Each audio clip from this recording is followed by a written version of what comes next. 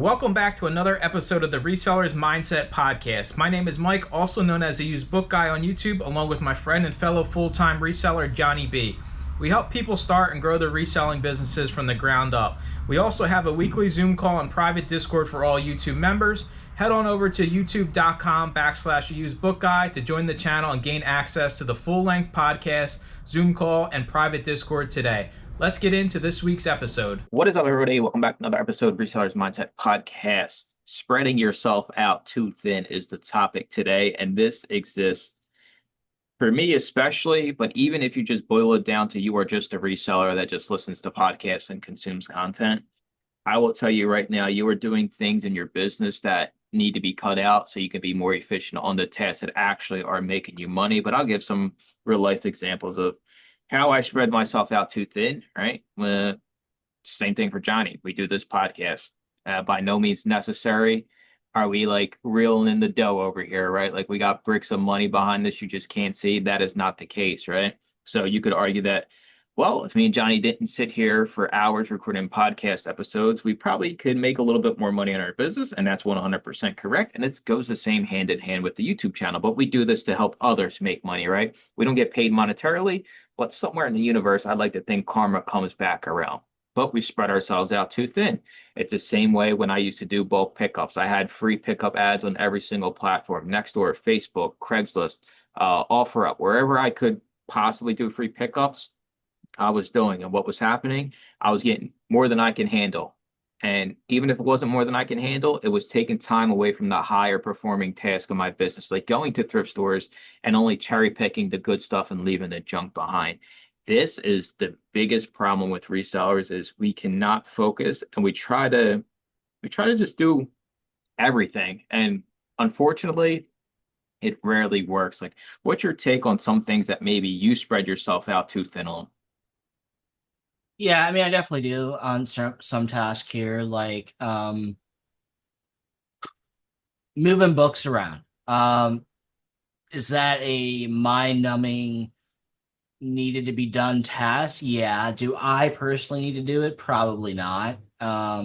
Sorting books, I'm a little, I don't know. I like holding that close to my chest because I'm afraid somebody's going to make a mistake that's going to affect me down the road where it's going to eat up more of my time. So to prevent that mistake, I have to do it. Is that a true statement? Yes, but am I probably overplaying the mistake time interval it will take versus the time I'm investing to prevent the mistake? Probably.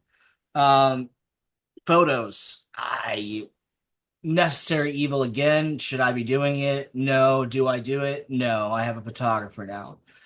So I think Mike's spot on where it's either cutting it out altogether or delegating it by hiring somebody to do it for you. Um, like there's a lot of management work, paperwork, check this, check that on the Amazon front. They make us, right? So we have to. So getting a VA to do that or having an employee to do that, and yeah, it's a quote unquote delicate task, sure, but it's not so much so where you can't let go of the reins. You can on that kind of stuff. Just like me and moving books around. I should probably have a lughead, and that'll be his name, Lughead. Hey, Lughead, I need you to move this from here to here. Don't hurt yourself. I'll be over here if you need any help about how to move stuff from here to here. That's all that really needs to be done. Thank you, It's Lughead. it's so like it hits too close to home because like I have so many dumb things that I used to try that were like I look back, I'm like, why was I even bothering, right? And I think the big thing with reselling is trying to get dollars for everything we come across, right? Like, so the free pickup, for example, I used to be like, well, can I lot these up? Can I do something different? Can I try to monetize my duds, right? And it is the biggest waste of time because the process is, there's only like a handful of people that I've ever known to be successful monetizing duds and they have it down to a process where they literally put a box, the same photo up, and it's just a lot with a quantity, and you just can keep replenishing it. But that's not the case. We go do a free pickup, and we think to ourselves, well, I got all these for free, so even if I can make $1, right, I'm still making $1 because we don't factor in the time. And you soon quickly realize that all right, this is not feasible, right? It's like me with my crappy eBay store I used to run. It's not feasible for me to try to run thrifting routes, try to grow my Amazon business, and then sink a day or two into eBay. When I suck at eBay, it takes me forever to do the listings. They're not the best quality listings. So I just cut it out altogether, right? You have to make these realizations of certain things. Do I still make money on eBay? Yes. You literally make me money on eBay. And I'm A-okay with you have to be okay with paying someone else to get you some of your money as long as you're still making money on the back end. I know it's like kind of a weird sense to say paying somebody else so you get paid and you're still making money at the end of the road, but you have to leverage those opportunities because time is all we got. And I don't care who you are. It's not fun and exciting to be reselling 40 plus hours a week, right? Unless you're making a lot of money. And even then, you're going to be like, I need a day off. I need to go do something. And if there's a certain part of your business that just doesn't produce monetarily, unfortunately, as a business owner, I'm worried about money coming in. I'm not just going to do something just because, oh, I love eBay listing, Johnny. I love it so much. I don't care if the stuff never sells. I just list because I get so much enjoyment out of it. If it doesn't make you money and you're reselling, you need to take a look at it and say, is this something I need to get rid of? What do I need to change to get rid of it? Maybe you don't have to get rid of it altogether, but you definitely got to make a change to how you're listing it or how much time you're spending doing it. Right. And something that happened recently is I don't really have a good way to do disposal outside of destroying. However, I leave that to a last resort. And what I did this time was I can't call it a yard sale because that's not really what it was, but it was set up in my yard and I had a donation cup. I made a lot of money off my little donation mason jar, but it was literally like, please take them because my alternative to throw them away is literally bag them up in small bags and go through the entire town and drop a box here and a box there in these individual dumpsters. Because going to the dump, I ain't paying to destroy books. I'm not. I'll throw them away, but I'm not going to pay to have them destroyed. You could pay me if you want, but I'm not going to pay you because I already bought them once or I acquired them once. I'm not going to do a reverse acquisition like that. Um, Alternatively, if I wanted to go donate them, which people are probably screaming at the comments, how dare you destroy books, which is fair. Uh, I'm looking at an hour commute to do that. An hour. And how many truckloads of stuff do I have to throw away? More than a truckload. So, yep, I did a yard sale slash donation sale. It ate up it ate it for 2 days. It ate up all 2 days. What's up, Amazon sellers? We wanted to take a second to talk about GoToLister, the software me and Johnny both use to list and manage our inventory and grow our businesses. With the fastest listing speeds out there and built-in profit analytics, it's a no-brainer. Easily and quickly have items available for sale using 2D barcodes and get more for your items with its built-in smart pricing. Make sure to check out the 30-day free trial at gotolister.com/Mike or using the link in the description below. And that's all I did. I made very little money in comparison to just me doing my day job. But again, it was necessary evil. If I had to do it again, I would stick my hourly employee out there and like, look, pay yourself in hours, and the rest is bonus hours that you're gonna get. It's for future work. But you collect all the money. You have fun sitting out here in the hot Texas heat sun. I'll get you a little fan and a chair. And all you have to do is explain free books, donate if you want to. The boxes are over there if you need a box. That is your job for the next 8 hours in the baking Texas heat. Enjoy. It's it's true, and I want people that are new to resell to also understand this because just because you're new and maybe you don't have the capital, you still cannot afford to be wasting time on these super low dollar performing tasks. And Johnny, kind of hit on the head. I used to take my books to Second and Charles, right? And then all of a sudden they say you can only donate 3 bins at a time. That's not going to cut it here, right? Like No, I well, have carfuls of this stuff. So yeah. sure, I'm getting paid to drop this stuff off, but it's not enough, right? And the other thing was, like Johnny, donate my stuff at the storage unit. Just reload the car up, Mike. Just take it, donate it. That takes up too much time. So I literally had somebody come yesterday, and clear out my storage unit for free. Take all these books. I don't need them. I need nothing out of it. but I'm getting out of it is my time and my energy and my effort of having to reload the car, take them to the donation store, unload the car again, sink 2, 3 hours of my life just trying to get rid of these things. And I already got them to the storage unit to begin with. Those types of situations, those are the little things that all of a sudden you start getting your time back. You can start focusing on the business and things that kind of make sense and make money, not trying to chase down every dollar, every $2, even if you're brand new. I don't care. Leave that stuff behind. You're wasting your time. These are low quality items. That's why they're selling for low dollars. So they're probably going to sit forever anyway. I want you to say, all right, well, instead of listing a dollar, $2 item, why don't I just go create a post on Facebook that I'm doing free cleanouts for media? Or why don't I go just look somewhere else and see if I can get some free media? Why don't I just go around to the free little libraries in my area, see if I can find a book or two, maybe I can send it to Amazon. I'd rather you focus on that type of stuff because you just get in this cycle of always just burning your time when it comes to spreading yourself out. And that's honestly what I used to do. I say it all the time. I drove probably 40 minutes for a free book pickup and I had no photos and I showed up and the books were in the basement and 90% of them were microwave cookbooks. And I'm already there. I got to take the books. I just drove 40 hours one way. So now I got to drive 40 hours, 40 minutes one way. Now I got to drive 40 minutes back. Then I got to figure out what to do with these things. So yeah, my answer to the solution is I give away thousands of books every single month for free, as long as you're willing to come to my storage unit and pick them up. Right. And then what I've seen happen the last few, probably 2 or 3 years, you got TikTok, right? And you got Whatnot as a means to try to monetize them that way. In my opinion, on both of those platforms, it's not great for junk. You actually need to put good things on there for them to sell. I mean, well, I'm doing $1 start plus shipping. Well, nobody wants your microwave cookbook for $1 plus shipping. It ain't gonna do anything. Well, I'll just put them all together. I, that's a stretch even then. I think you're wasting your time. And learning those platforms is additional time sunk. Should you could argue that it's an educational cost learning additional platforms that are outside your main thing, or maybe you're wanting to transition to Whatnot or TikTok. Okay, fair.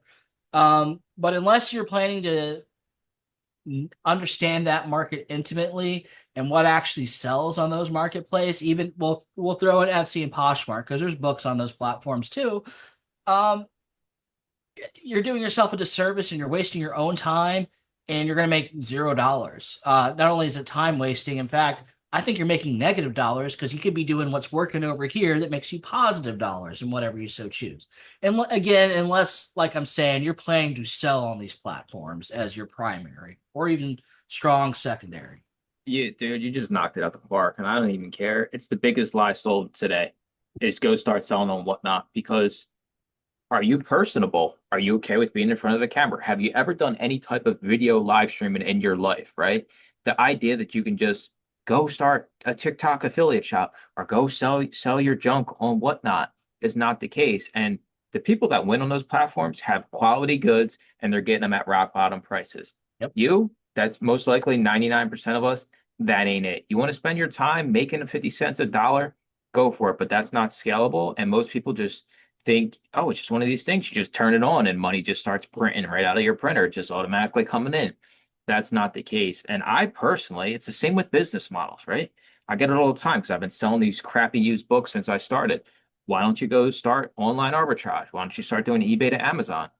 I have this nailed down. I have this so refined. I have such an understanding of what I'm dealing with that if I was just going to go and start taking time away from my book media business and put it towards something else and like not fully commit to it, I'm not going to get the results doing that new business, and my results for my current business are going to go down. So it's like, why do we waste time trying to juggle all these different platforms, like you're saying, or all these different business models? That's why, when you hear about people that sell everything, it's such a can of worms because you don't know what size box you need day to day, right? You lose efficiency, you lose time when it comes to that. And sure, there's people that are successful doing it, but we're Yeah. talking a percent of a percent here. And the people that you do see winning, or maybe the content creator you do see that's like doing really good on Whatnot, you're like, wow, I can go do this. But you don't realize, right? Like a lot of these people are getting desirable items for either commission based or they're paying pennies on the dollar. So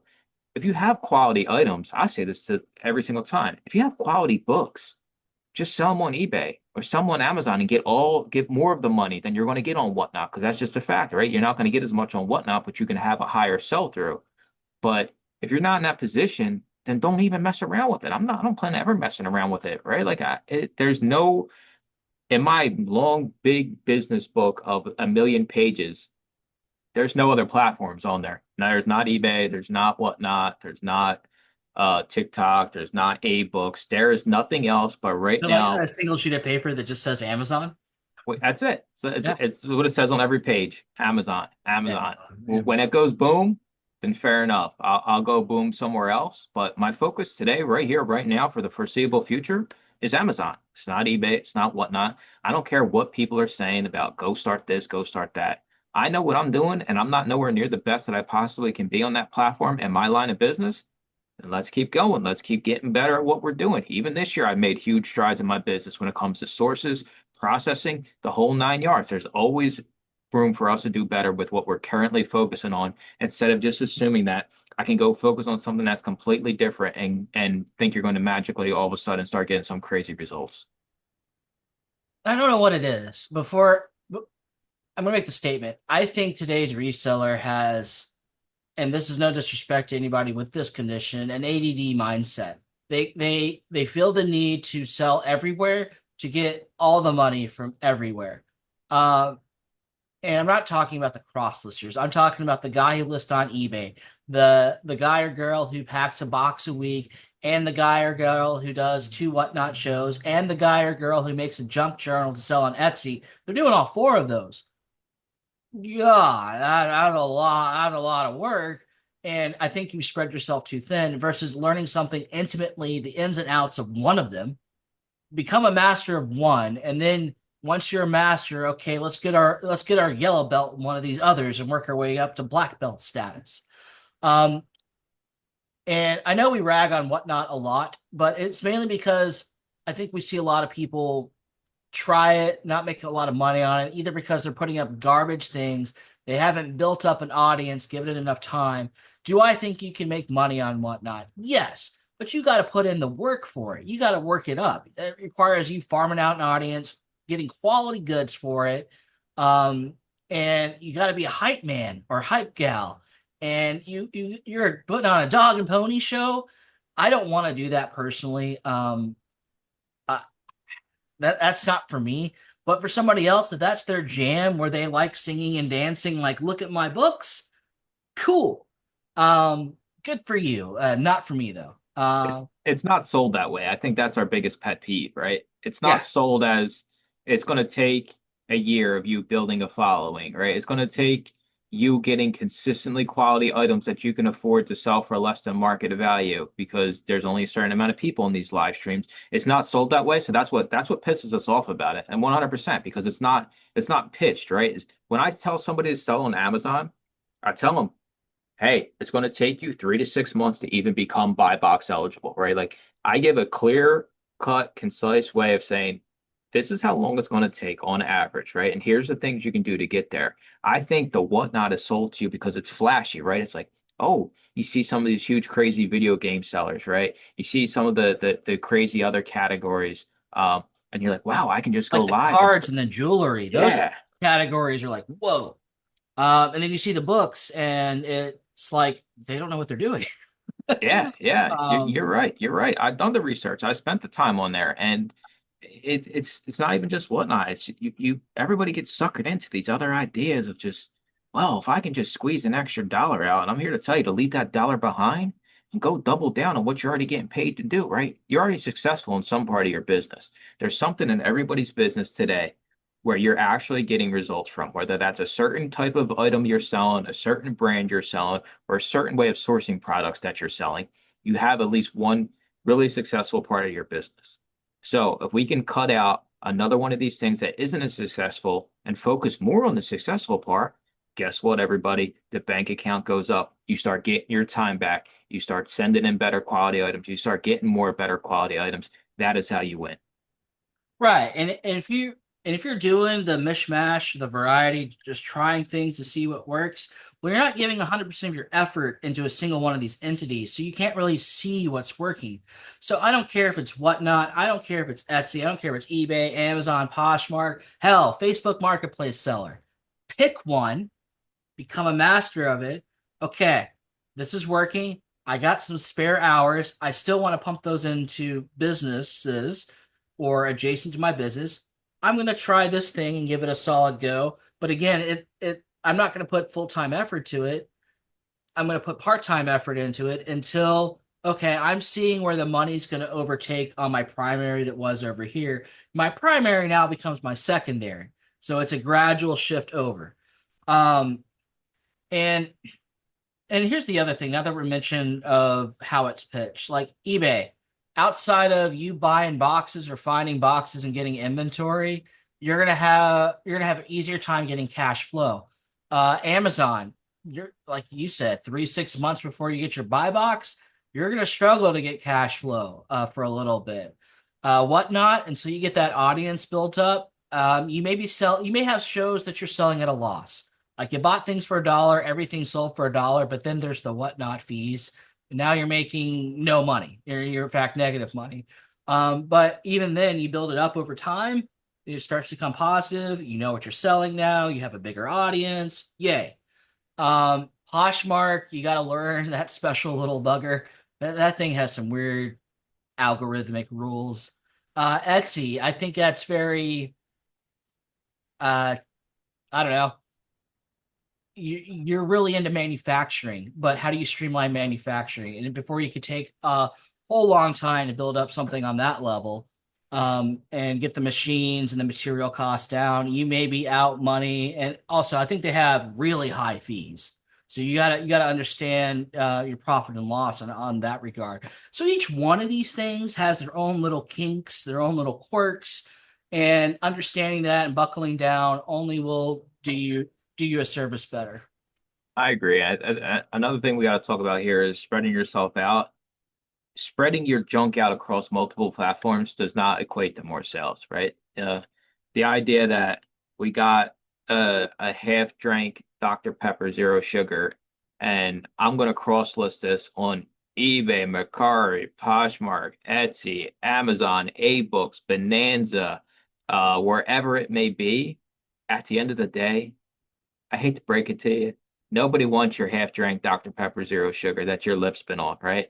That's a harsh reality I think a lot of resellers have to face because they think cross listing is just going to send their business like to the sky. I'm going to start cross listing and my junk that nobody wants, all of a sudden somebody's going to want that junk on a different platform. That drives me nuts when people assume that I'm going to cross list and Now, oh, go ahead. Sorry. no, go ahead. Now, if you cross list quality items, that's the ticket right there. And that's what people miss. They just think they could like take that landfill of books behind Mike, list it all. We're going to make that many dollars. And it's like, no, they have to be all quality books behind Mike. And that's what will make them sell. You're going to have tremendous sell through rate. You're going to have tremendous cash flow. And that's what it's all about, getting both. You can make a business off one, but if you can figure out how to get both cash flow and sell through, you win. It all comes down to, but you're right. It's got to be we always wind back up here, man. You have to sell your items. You got to sell your items and trying to take shortcuts and just list them on other smaller platforms, right? Because it's usually eBay sellers that decide to start cross-listing on all these smaller platforms. And I'm here to be the bearer of bad news. Sure, you might get one extra sale here and there, but it's not as glorious as it seems it because you think to yourself, wow, instead of one eBay, I got five eBays now, right? I got 5 times the amount of people looking at my items. If it's still junk, you can't, it's still a turd at the end of the day. You can polish the turd up as much as you want, but nobody wants it at the end of the day. And even Johnny was talking about like, so you start focusing on another business and you start getting results. You kind of equate that to like a lot of people that start reselling. They're working a full-time job. They want to resell full-time. You sacrifice extra time from your life to build this business on the side, right? So I don't take time away from my actual business. My business that I do right now, say if I wanted to start selling, I would finally buy my hot dog cart and I want to start selling hot dogs on the weekend. Well, that has to be in addition to my business, right? Like my Amazon business still has to operate at 100%. Now that I have this other opportunity that I'm interested in and pursuing, that is in addition. And I don't think that's the case. Most people cut out their money producing to go try something brand new. Sure, can you sometimes hit home runs in these cases 100% of the time? But this is why I try to tell everybody, let's get our time spent in the business as minimal as possible while maintaining and growing our business. Because then you have the time to try other opportunities. And us as resellers, entrepreneurs, we're always interested in, what not coming along and maybe trying that. But you can't give up what you got that's actually working to go just, I don't know, go to Vegas and spend the penny slots and spend everything you got, hoping that, you hit 777. Right. To me, it's like the equivalent of doing a double major in college or a major and a minor. Or, you know what? I want my master's degree here. But you know what? That's not good enough. I want my doctorate's degree here. It all takes time to master all these. They just don't hand these out unless you buy a fake one online. But you got to put in the effort, you got to put in the time, you got to know the product, you got to know the platform, and you got to know the selling habits, all of these, and your profit and loss, and the taxes and the labor costs, because they're all different. They all act differently, and they're very intricate. And I don't know. I see people just trying stuff willy nilly, getting little to no results, or maybe they're starting to gradually get results, but their time and their extracurriculars and these other business activities is distracting them from being successful on any one of these. And just dump those hours into one, figure it all out. The money's not good enough. Okay, you figured it out. You learned something. The money ain't right here. Let's go try something else. But I'm going to keep the little bit of money steady here while I'm trying to figure out what that something else is. And it's not just drop it. It's like maintain and add on. That's the big thing. It's just I see people switch it like off and on like that. Like it's like the knee drop pivot. I mean, pivoting is great, but sometimes it's too soon. It's premature, and you haven't given stuff enough time. Or you know what? You were getting a few bucks here. You're gonna go try this other thing that you have no idea what's gonna work, and now you're getting $0. In fact, you're in the red, and you screwed yourself. Let's file Chapter 11 and call it a day. You're working Starbucks. End of I, story. I will defend the people here and say this.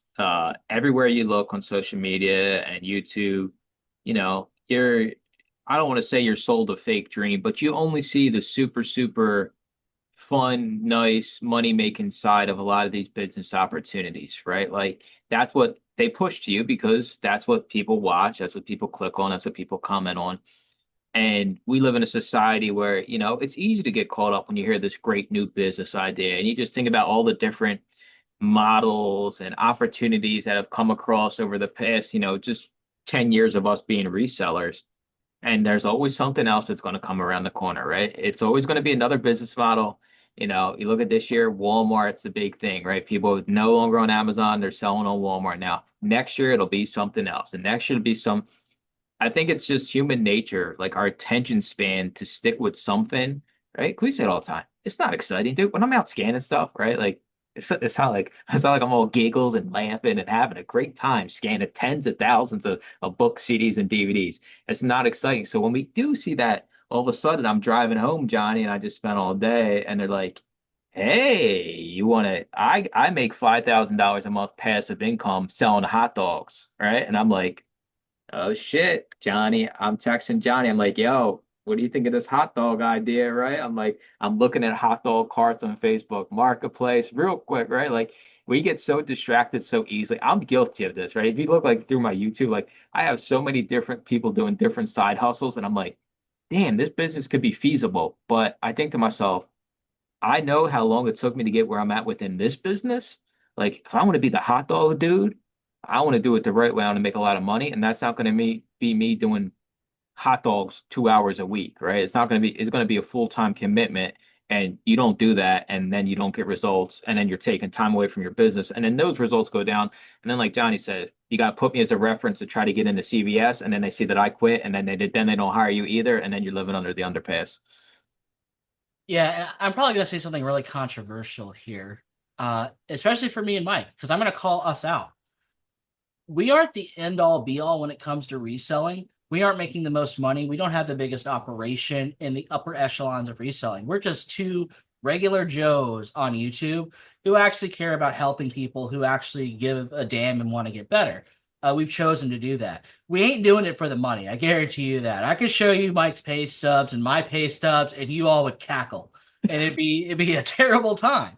Um, but we do try to present the best information that we are both aware of at the given moment. But there are other people who are just in it for the money and just want to collect dollar bills, and they'll sell you a bill of goods to get those dollar bills from you. I see it all the time. $10,000 Amazon course, or make $1 million by doing just this one thing that could fundamentally change your life. And let's not even talk about all the YouTube ads that are trying to sell you the same thing before the actual show started. It's like, what do you do? Who do I listen to? Cats and dogs raining from the sky, mass hysteria. I don't know what to do. Do what's working. Focus on what's working. Build that up. And take it as far as you can. And once you've taken it as far as you can, then evaluate the landscape and see, okay, do I want to do more of this and double down on what's working? Maybe it's time for staff. Maybe it's time for that warehouse. Or no, hey, I want to dip my toes into another pond and build that up and take it as far as I can. I've maximized all my systems. It used to take me 40 hours a week. I'm down to 25 hours a week. I'm going to put the difference into this other thing and see where I could take it. I think that's very healthy. And I think the best players in the game, they ain't on YouTube. They are quiet, their heads are down, they're focused. And every once now and then they're like, "Oh, hi guys. How's it going?" And then you don't see them for another 6 months, because you know what? They are just concentrating, full focused on business, and good for those people. They're probably the upper echelon. It's the quiet ones. I'll give it to them. Yeah, I'm going to wrap this episode up with just to piggyback on what you said is realizing what you need from the business and what your expectations are, right? Everybody here knows that I'm never going to be the warehouse guy. Could I afford to get the conveyor belt, start getting truckloads of books? 100%. Do I want that?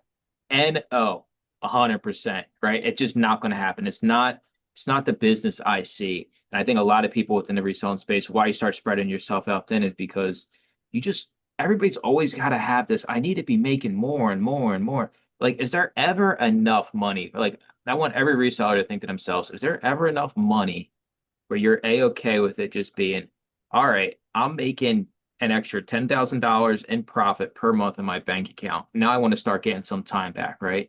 So I think that needs to be a huge focus moving forward for a lot of people. And just realize you don't always have to be growing. And growth doesn't necessarily mean other platforms or other ideas. Growth for me has just been doubling down on what I already knew works in the business. So that's going to do it for this week's episode. We'll talk to y'all next week.